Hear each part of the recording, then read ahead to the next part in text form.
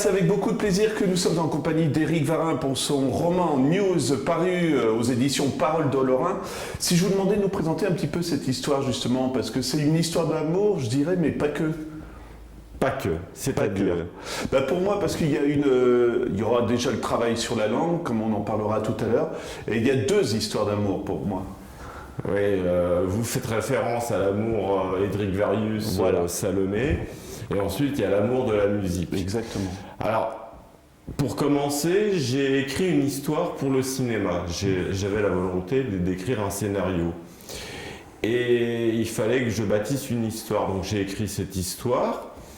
Je l'ai présentée aux gens du cinéma et qui m'ont dit qu'il y avait un style, que je devais continuer sur l'écriture de l'histoire d'amour pour créer les personnages, leur donner du caractère et aussi pour d'avoir une meilleure accroche visuelle. Alors j'ai repris ma copie, j'ai transformé en roman, donc j'ai retravaillé mon texte, le synopsis et le roman, à 80% il y avait l'histoire, mais il manquait quelques trucs accrocheurs, quelques idées encore. Et voilà, donc j'ai commencé cette histoire à l'adolescence, une histoire d'amour où on voit le personnage masculin Édric Varius, que je trouve très sympathique, se perdre dans cette relation amoureuse. Et on voit Salomé, sa compagne, qui s'accroche jusqu'à l'étouffement, où elle souhaite prendre du large. Et voilà, et j'y ai mis un peu de musique, parce que l'idée avec le synopsis, c'était de trouver des extraits de chansons qui correspondent à la scène. Donc dans le roman, il y a à peu près une centaine de références, où j'utilise parfois les extraits de chansons pour donner un aspect musical. Je fais intervenir des artistes, Arnaud notamment, pour de l'interprétation personnelle. Je trouve que Lonesome The Road d'Arnaud peut faire Lonesome The Road, c'est parti de là. Et c'est la grande originalité de ce roman. Alors, il faut dire aussi que la musique est une partie intégrante chez moi, et je ne voyais pas comment passer à côté de la musique. Alors, pour la petite histoire, mon film aurait coûté très cher avec les extraits de chansons, parce que les droits d'auteur sont excessifs. Donc une chanson, deux chansons, ça passe, mais quand on en est à une trentaine de références pour un film d'1h30, 1h40, c'était de trop. Voilà, donc j'ai réexploité cette idée de musique pour le roman. Vous dites, Édric, un personnage sympathique, mais parfois, moi j'aimerais bien que vous me l'expliquiez, ce personnage, parce qu'il souffre d'un amour qui est vécu des deux côtés, de la femme et de l'homme, et il en étouffe, et il en a du mal, il va même avoir des enfants, mais il va rejeter quand même, au bout d'un moment, Salomé, même s'il l'aime. Comment vous l'analysez, ce personnage, plutôt ? Alors, en fait, ça vient d'un constat personnel. Il y a quelques années, j'ai vu plein de couples autour de moi se séparer, et quelque part ça m'intriguait, ça me révoltait aussi. Je comprenais pas ces séparations. Parfois, je trouve que c'était partagé.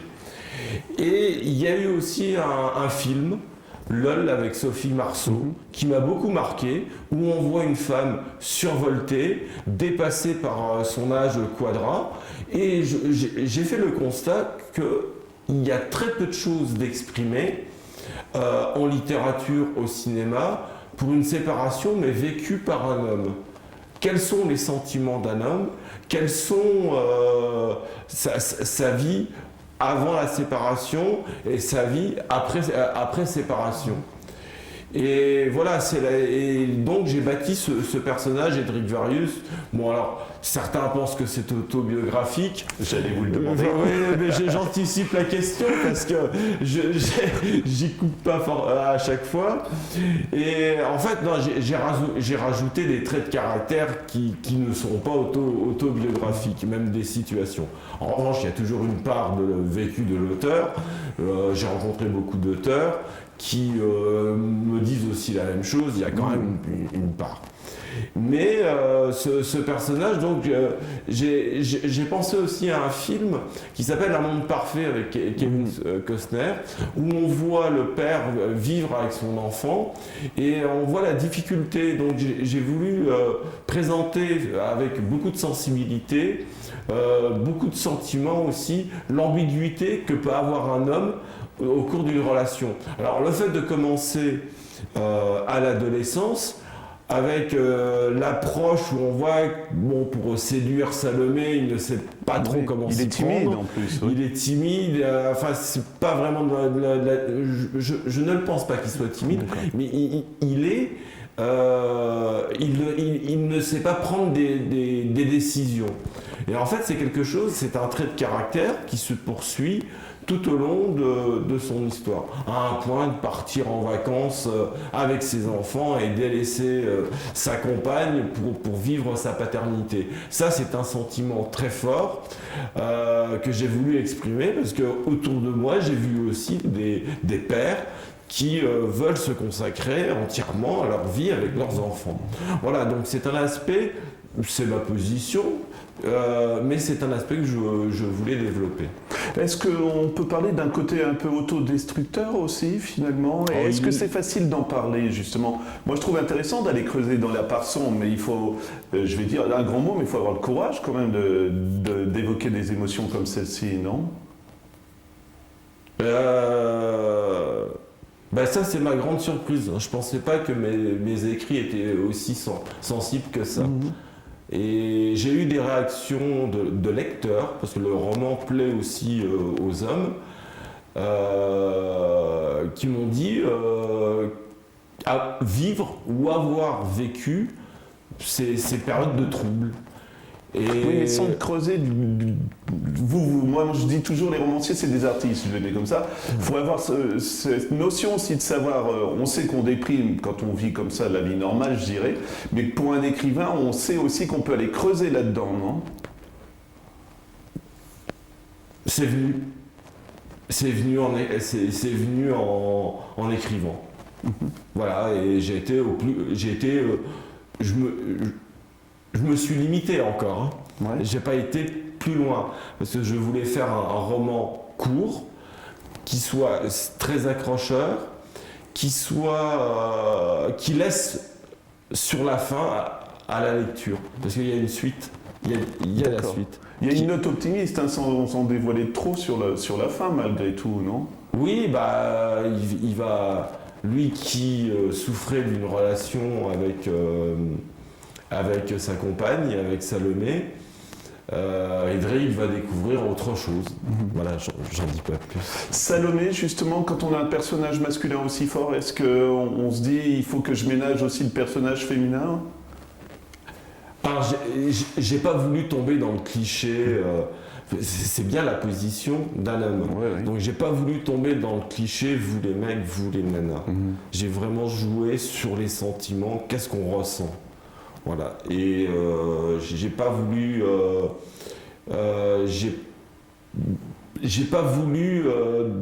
tomber dans un espèce de conformisme de réflexion basique, enfin qui n'apporte rien, quoi. J'ai vraiment travaillé. Et quand j'ai écrit ça, je pensais aussi à des acteurs pour l'interprétation, parce qu'un scénario c'est aussi orienté pour des acteurs. Donc voilà, et bon. Voilà ce qu'il en est ressorti. On le voit, l'influence du cinéma. Est-ce qu'on peut parler de road movie aussi, du coup? Oui, c'est un road movie. Ouais. Oui, c'est un road movie. le second roman n'est pas road movie. Vraiment une situation. Alors, vous l'expliquez, c'était un scénario au départ, c'est devenu un roman. Maintenant, si je vous demande de nous expliquer un peu le style, parce que ça vous a permis de vous libérer peut-être quelque part aussi, non? Quand on vous a dit ça sera d'abord un roman? Alors, oui. Alors, quand j'ai présenté le synopsis, ça m'agaçait de m'entendre dire fais-en un roman. Ouais. Je me destinais pas du tout à devenir écrivain, à écrire. J'ai écrit une histoire. Voilà, j'ai écrit une histoire pour le cinéma. Et à un moment donné, quand j'ai rencontré Pascal Bourdieu, Abdel Dafri, Abel et Gordon de Bruxelles, j'ai dit faut que je suive les conseils. C'est difficile ça, de l'accepter? Il m'a fallu quelques mois quand même pour bien assimiler, parce que je mettais les écrivains comme ça, je les portais assez haut et je ne pensais franchement pas que je pouvais avoir ce style d'écriture qui plaît, parce que ça a du rythme, ça a du souffle. J'ai choisi un rythme, une composition de phrases, sujet, verbe, complément. Je ne mélange pas tout parce que ça me permet de jouer aussi sur la sensibilité, d'utiliser crescendo les verbes pour faire monter la tension en espace de 3-4 lignes et la faire baisser en espace de 2-3 lignes. Et voilà, et donc c'est quelque chose d'assez jeté qui correspond aussi à un esprit punk, des phrases assez courtes. Et je voulais que chaque phrase soit percutante et laisser aussi une grande place au lecteur pour l'imagination se donner. Donc, et il y a beaucoup de choses dans cette écriture, il y a beaucoup de choses. Il y a d'une part la sensibilité, il y a d'autre part les sentiments. Mais j'y ai mis aussi une forme d'esthétisme. Et ça c'est aussi. Alors là, si je parle de la part des auteurs dans les écrits, voilà, c'est quelque chose que j'ai voulu y mettre aussi de l'esthétisme.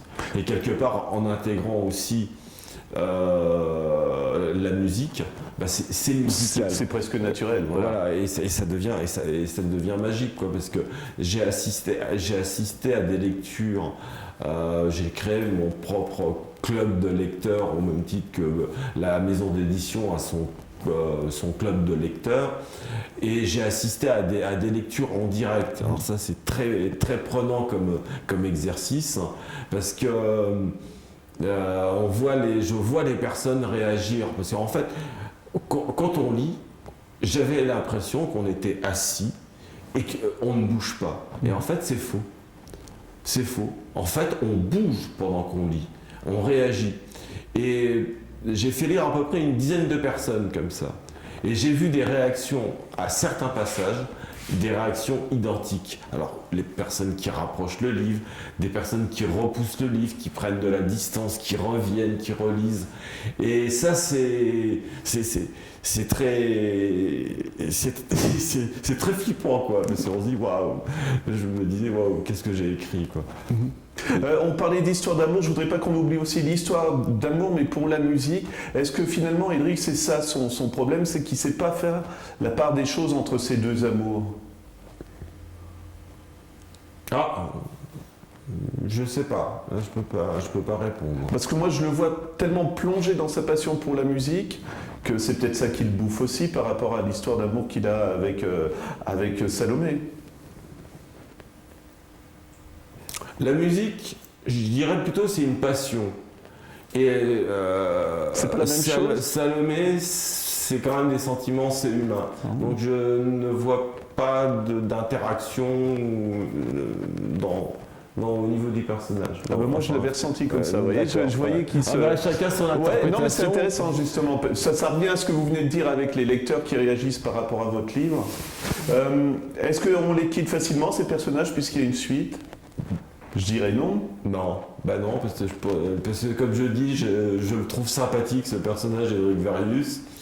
Et bah, quand je me plonge dans l'écriture ou avant la réflexion, parce que avant de poser, de passer au clavier, j'ai quasiment mes phrases en tête. Je sais ce que je veux exprimer et je me donne comme discipline d'écrire 1-2 pages Word.